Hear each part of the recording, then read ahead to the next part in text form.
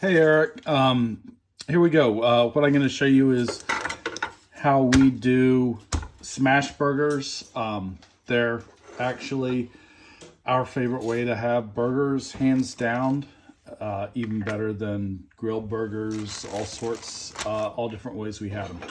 Let me show you what we need. To do 4 burgers, they're going to be 2 patties each. You actually only need 1 pound of beef, and you need it as lean as possible. We always get the best we can get. So this is 93% lean. Go ahead, get decent beef. Since our boys tonight are gonna have, one of them wants 3 patties on a burger and one wants 2 double patties, or 2 burgers. We're gonna do 2 pounds. You're gonna need some medium thick cut real white American cheese. Go ahead, get the deli stuff that's good. Make sure it's real American cheese, not just American cheese food. That's critical.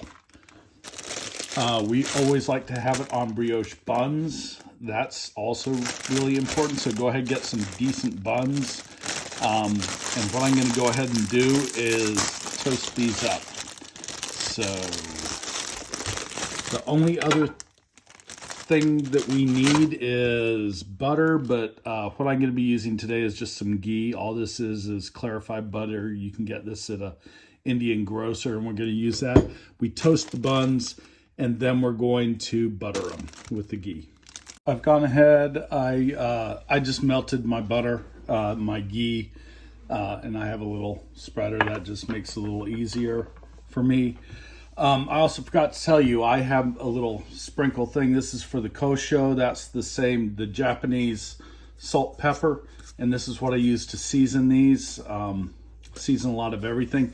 That's just salt, white pepper, and a little MSG. I use a lot of MSG in my cooking. And then I went ahead and laid out for every patty that you're gonna get one of the slices of the American cheese, so you have everything ready to go. You want everything, the cooking goes very quickly, so you want everything available at your fingertips. All right, so these have been toasted. I just go ahead, give them a little bit of a buttering with the ghee or butter, whatever you have. I like the ghee, obviously. And they're ready. All right, now we have to get the meat ready. If you get it in these little these sort of blister pack things, which is generally the nicest, I just use a serrated knife and sort of cut through it. Now for each of these, this is 1 pound. You can get 8 patties out of this, so that makes it pretty easy to cut. Now you can weigh it. Each one's going to be each patty's going to be 2 ounces. Or you can just sort of cut it. Now, these hold a lot of liquid, and you can generally, what I do is you want to try to get as much browning as possible with this. So you want to try to get rid of any of that extra liquid. So what I will do is, so for each of these, take it out, cut it in half. You don't have to, it doesn't have to be totally precise, but I want to try to get rid of any of the extra myoglobin that's present. And that's how you get a good crust. All right. And I mean, I used to go to the trouble of making all kinds of little round balls, but I really just don't even bother now. So I just cut them to the portions, and a little pad of paper, paper towels, get them drying. While they're drying out, I start up my griddle. Now the important thing with this griddle is that you want it clean, and most importantly, you want to make sure that it is not oiled. So it may have a little residual oil just from whatever you cooked last on it.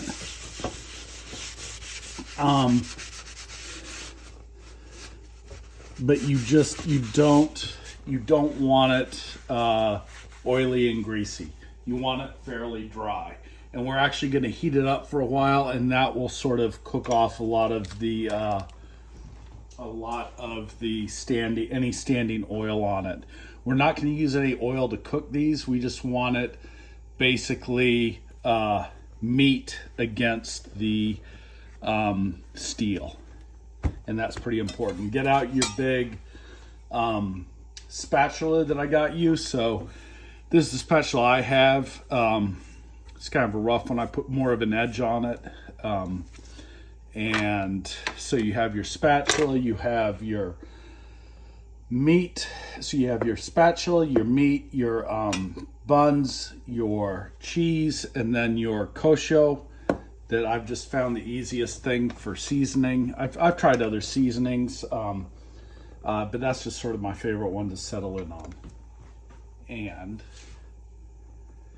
we're ready. I'm just gonna let my griddle heat up for a moment.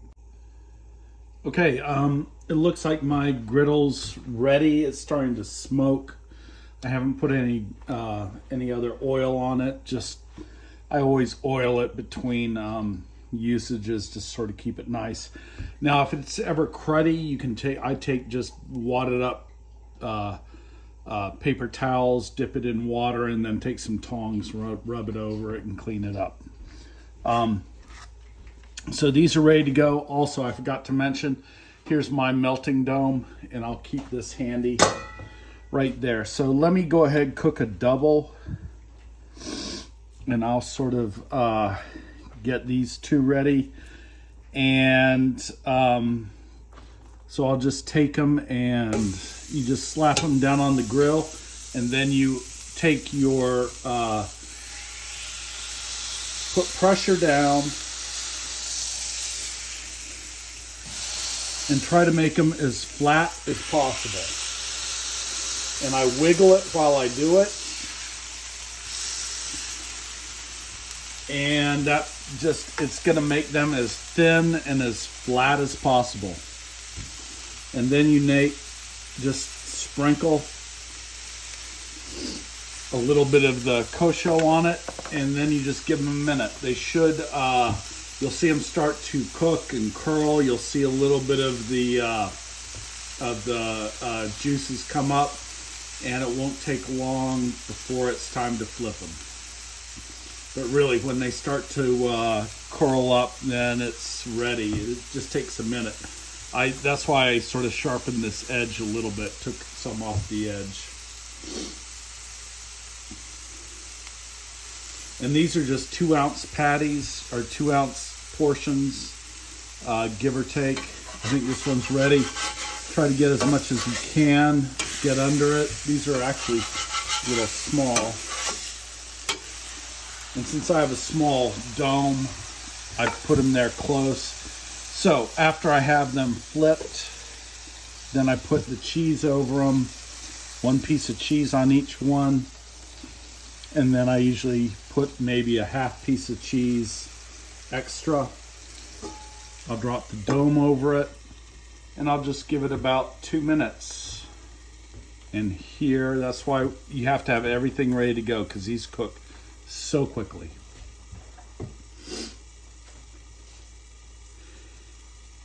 And in, let me get,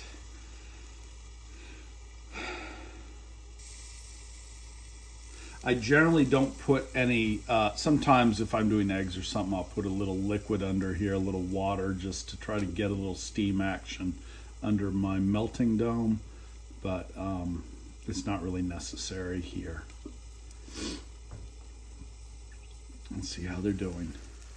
Okay, they look pretty good. they're so thin and they cook so quickly.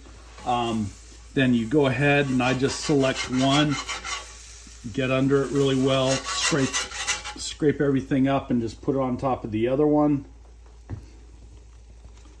Get the bottom of your bun.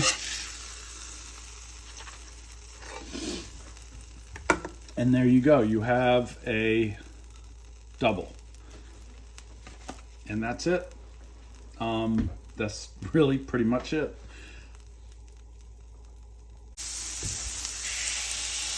Go ahead, give a good compression. Uh-oh. You see that? That can happen. You can grease the bottom. I didn't do a good job throwing this down.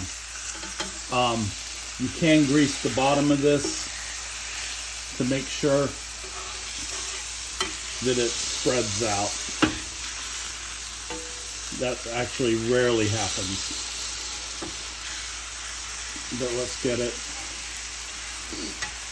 If your griddle's oily at all, it doesn't adhere and it doesn't get as good a crust. And this is a little bit oily, and that's sort of what happened. It doesn't adhere when you go to spread it out.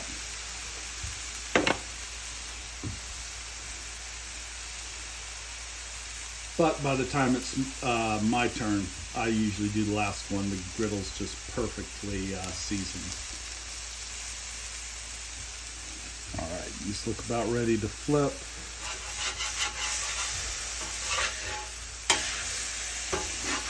There's really no art to this.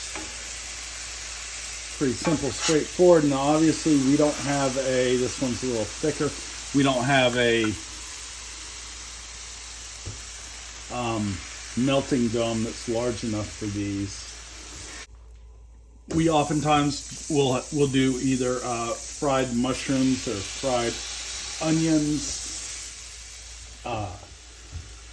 Sometimes we will, yeah, this is sticking. I need to maybe grease the back of this. Anyway, fried mushrooms, fried onions. Sometimes I've had jerk sauce on mine, but a lot of times I'll just have it plain. Jen likes, sometimes she'll have ketchup. Liam likes barbecue sauce, but we won't load it up with things like lettuce, tomato, and all that. We keep it pretty simple. Anyway, that is basically it. We enjoy these a lot. We have them about once a week, and it makes it real simple. When I've tried to do fancier burgers or burgers out on the grill, everyone sort of agrees. It's like, yeah, these are fine, but they sort of prefer the smash burgers done inside. All right. Hope this helps. If you have any questions, let me know. Bye.